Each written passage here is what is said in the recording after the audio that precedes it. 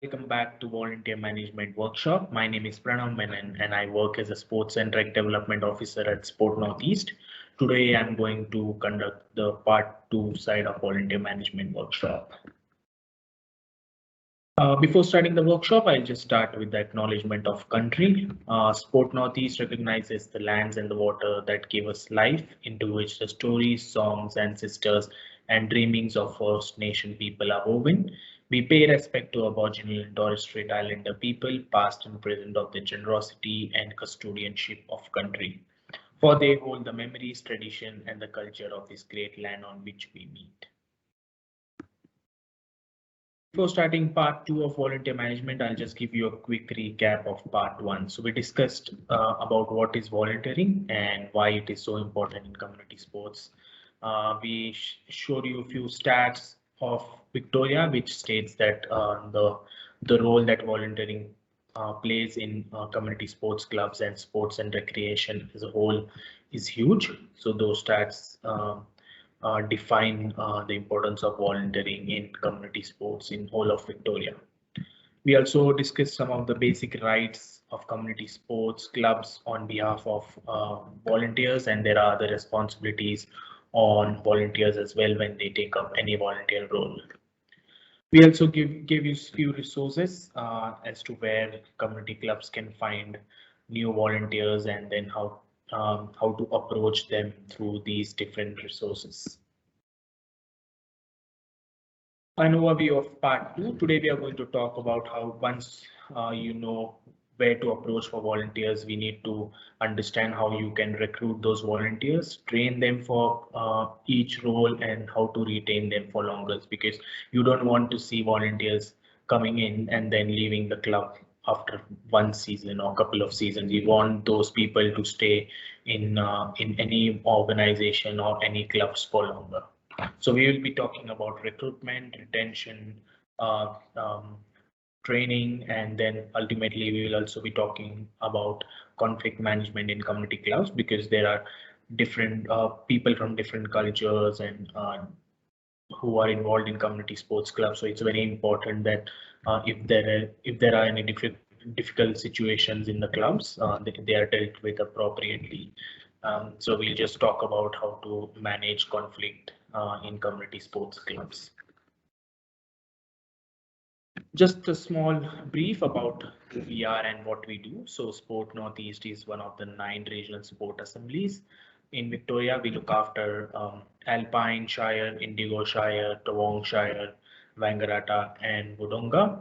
So we look after all the community sports club in these 5 LGAs. But apart from community development, we also deliver active recreational programs just to promote active lifestyle in the community. Volunteer recruitment process. So as we know that volunteer roles are not paid, and hence clubs feel that there isn't any need to have a planned process while recruiting and retaining volunteers. We think that that's not true, because one of the reasons for the downfall of volunteers in the community clubs in the past couple of years, or probably before that as well, is a lack of training and information of the role provided to volunteers. So people are not ready to volunteer because they feel they are not well trained or don't have appropriate knowledge about the role. When clubs follow these 5 steps, it helps to recruit, train, and retain volunteers. It is very important that people have job description in their hand, which outlines all the duties for that role. It is very important that the person understands the club and has required skill sets for the role. Volunteer policies are very important for any club or organization, because it outlines how the club is going to recruit and treat their volunteers in the club. Training of every role is necessary because it makes the person aware about the difficulties and different scenarios that the volunteer might face during his role. As we have said that volunteers are not paid, it is necessary that we recognize their efforts at the end of the season or after every match day. We have to make them feel special and include them in club's growth, because they play an important role in helping the club grow and sustain for longer. So it's very important that we recognize and reward them for their efforts at the end of the season or on any club function that takes place in the club. This is a small example of a equipment officer, which is a volunteer role. This template has been taken from AFL website. It's just an example just to show us to how you can prepare one template for a volunteer role. You just have to have the purpose of the role and the skill sets that you're looking for in a particular person and what are the duties and responsibilities. So you can see that the duties in the duties and responsibilities section, all the tasks have been detailed so that it gives a better understanding about the roles and responsibilities that the volunteer has to take up. And lastly, time commitment, which is very important in volunteering because it gives an idea to the person as to how much time he or she has to spend in order to take up that role.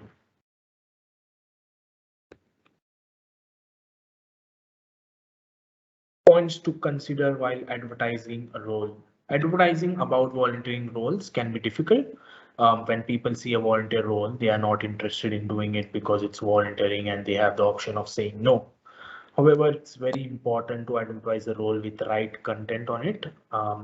People should know what the role demands and what are the benefits of volunteering. If they are interested, it's very important that you have a point of contact under that advertisement so that people who are interested can just straight away call or message or email that particular person and get more information about the role. So it's very important as to what a community club is advertising and how it is being advertised. And with regards to volunteering role, it's very important that you keep the advertising of an volunteer role very small and concise and straight to the point. Volunteer policy and procedures. A policy statement is a document developed by an organization which states how the organization acknowledges and treats volunteers. The policy document is recommended that it should be developed in consultation with club members and volunteers. There is no right or wrong in a policy for any club because it just states as to how the community club is going to recruit and treat volunteers in the club. The document does not need to be shared with volunteers, but if they are involved in the development of policy and procedure and they know that they have contributed and if they feel like having it, it is fine as well, but it's not necessary that these policies and procedures are shared with every volunteer that is involved in the club. It does not have to be too informative and long. It just have to be short and sharp as to what the club believes and what is its culture and how it's going to train the volunteers in its organization. This will allow to cover all aspects of volunteering in that club because once you have involved the volunteers as well in preparing that policy, it covers most of them because they are the ones who are the volunteers for the club. They deal with different scenarios and they have different ideas as to how their experience can be enhanced or made much better. So it's very important that involving volunteers in developing policies and procedures is very important. So once you have involved volunteers in that process, pretty much all aspects of volunteering is covered within your policies and procedures. Voluntary policy, what should you consider? As we said earlier, that every club's policy document is different to each one. Different approaches are taken by different clubs as to how they are going to treat their volunteers in the club. So there is no right or wrong in a policy, a volunteer policy. But there are few. These are some of the points that a community club can consider in creating a volunteer policy for their particular club. Interview and selection process. It's very important for community clubs to planning a volunteers interview and selection process just to make the process smooth and easier. So first we'll be talking about interview process and then later on we'll just talk about the selection process. Developing a list of questions prior to the interview might help the club to get all the information required from the individual. During the interview process, it's ideal to make a note of skills and attributes of each individual giving the interview. Makes it easier for selecting the right person for the role.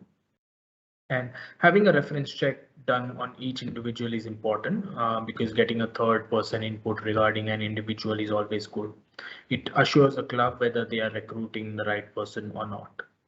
Once the interview process comes to an end, it is important for the club to give some information about the selection and induction process about and what's going to happen once the interview process ends.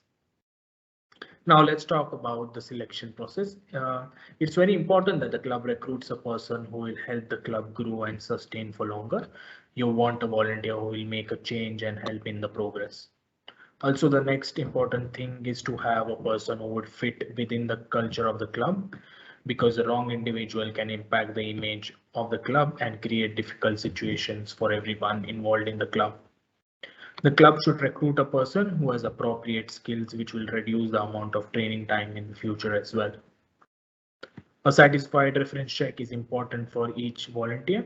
And the last bit, which is the most important bit of the selection process, is that the club recruits a person who has a valid working with children check or police check and does not have any history which will affect the club's image.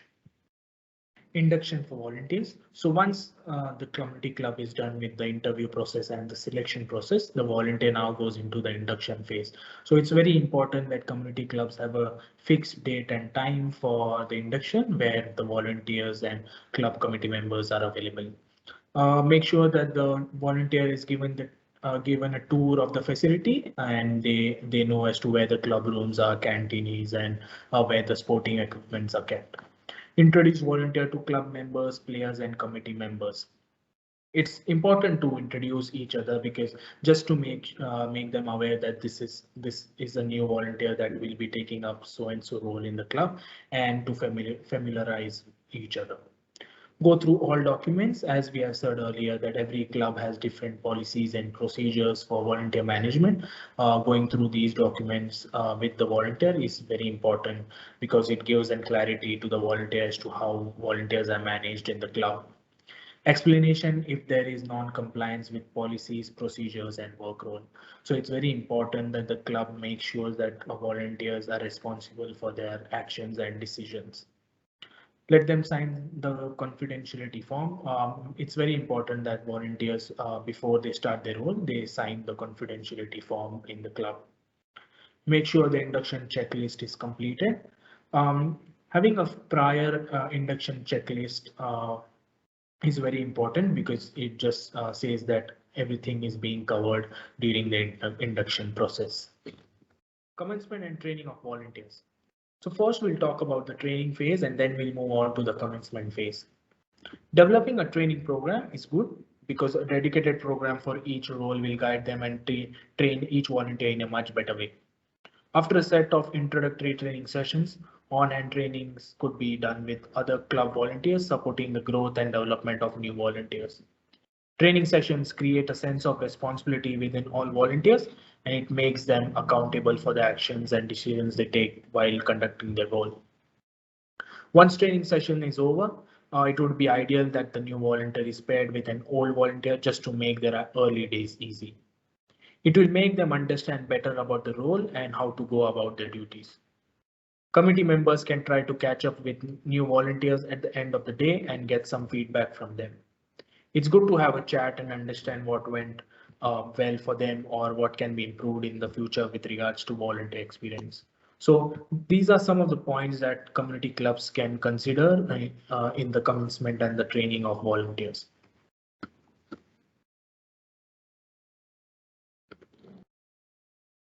How to retain volunteers.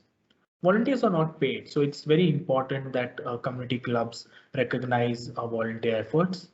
There are heaps of ways to make them feel special and valued in the clubs. Clubs can have volunteer wrap-up parties, address their names and efforts during the club functions, or nominate their name for community awards. Apart from recognizing them for their role, it's important to treat them with respect. Training volunteers and putting that extra effort makes them feel valued. Providing them extra help through resources makes them feel involved and helps them to undertake their role much better. To improve the volunteer experience in your club, it's important that you approach volunteers for questions, feedback, and solutions. This will encourage volunteers to put more efforts and value the club. Continuous improvement. One of the important parts of volunteer management is continuous improvement of volunteer experience. Clubs won't find new volunteers or would be hard to retain volunteers if volunteers or people in the club don't see change or improvements. Involving volunteers in this process is crucial because volunteers are the ones who are providing their time and efforts. They are the ones who deal with different situations in the club as well. Involving them will help to improve the policies and procedures of the club. Inputs from volunteers might cover new aspects within the documents, which will only make the process much smoother. Have a brainstorming session where volunteers and everyone involved put forward ideas to better the volunteer management process within the club. Clubs should also make sure that the ideas are implemented and feedback regarding those ideas are given to respective individuals. This would then suggest to the volunteers that they are being heard and their ideas are also valued within the club. Continuous improvement in this process is crucial to recruit and retain volunteers for long.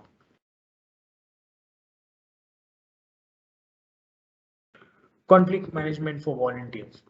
Due to COVID situation around, it is important to have conflict management procedures in every community sports club. Since volunteers are now responsible to check COVID vaccinations and check in, there might be situations where volunteers, club members, committee members are verbally abused by spectators, participants, parents. The way these situations are handled determines the club culture as well. Having these procedures in place keeps the club away from difficult situations and gives a better clarity to everyone involved within the club. It helps to create a creative solution to prevent relationship issues within the club and stakeholders. Generally, clubs and associations have an MPIO appointed to deal with conflicts within the organization. An MPIO is a Member Protection Information Officer who plays an important role in sport. They provide information and guidance on complaints procedures. They are the go-to person if you want to discuss problems at your club or association. Particularly if you are considering making a formal complaint, it is very important that you approach an MPIO. If your club would like to have one, there are different certifications that can be done to become an MPIO. An MPIO must be recognized and certified to become one in any of the community club.